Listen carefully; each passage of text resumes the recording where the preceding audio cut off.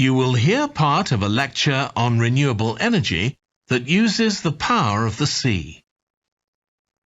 First, you have some time to look at questions 31 to 40.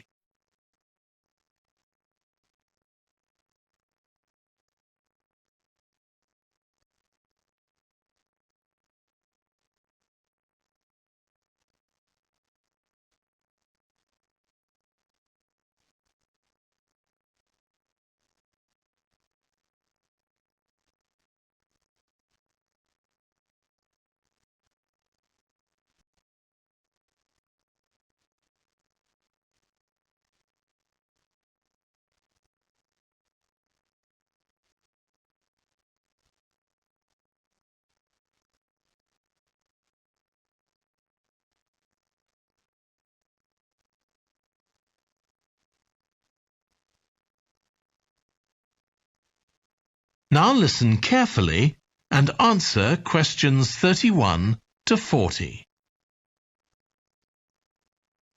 Producing enough energy to meet our needs has become a serious problem. Demand is rising rapidly because of the world's increasing population and expanding industry. Burning fossil fuels like gas, coal and oil seriously damages the environment, and they'll eventually run out. For a number of years now, scientists have been working out how we can derive energy from renewable sources, such as the sun and wind, without causing pollution. Today, I'll outline marine renewable energy, also called ocean energy, which harnesses the movement of the oceans.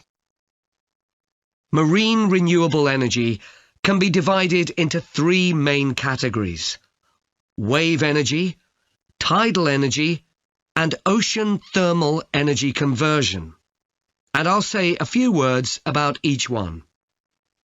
First, wave energy.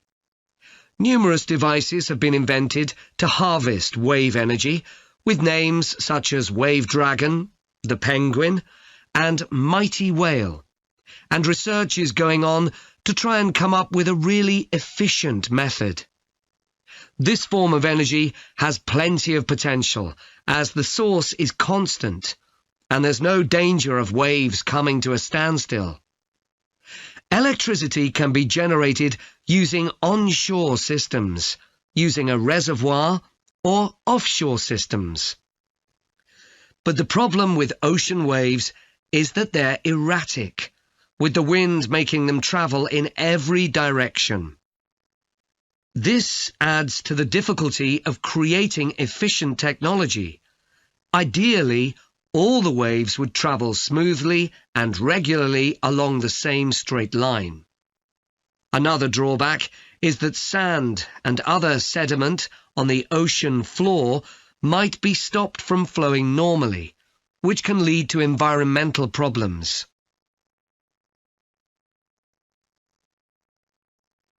The second category of marine energy that I'll mention is tidal energy.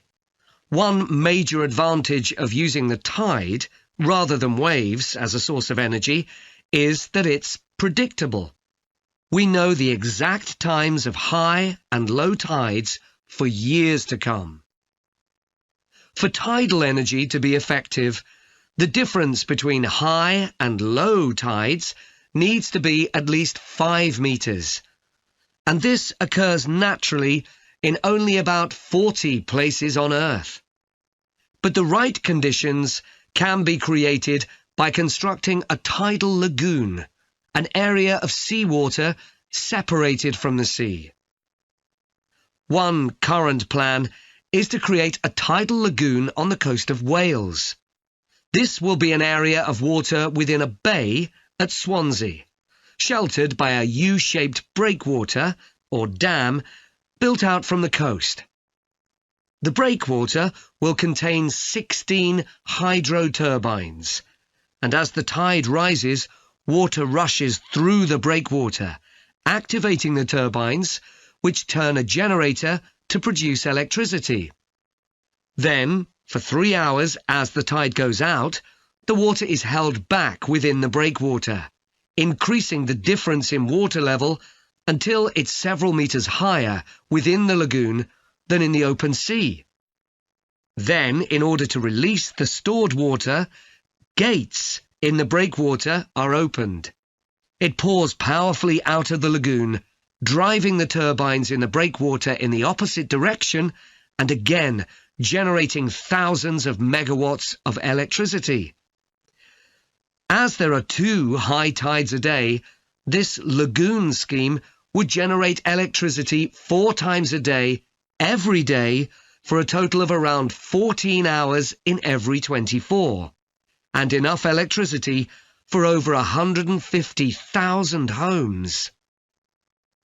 This system has quite a lot in its favour. Unlike solar and wind energy, it doesn't depend on the weather. The turbines are operated without the need for fuel, so it doesn't create any greenhouse gas emissions, and very little maintenance is needed. It's estimated that electricity generated in this way will be relatively cheap, and that manufacturing the components would create more than 2,000 jobs, a big boost to the local economy.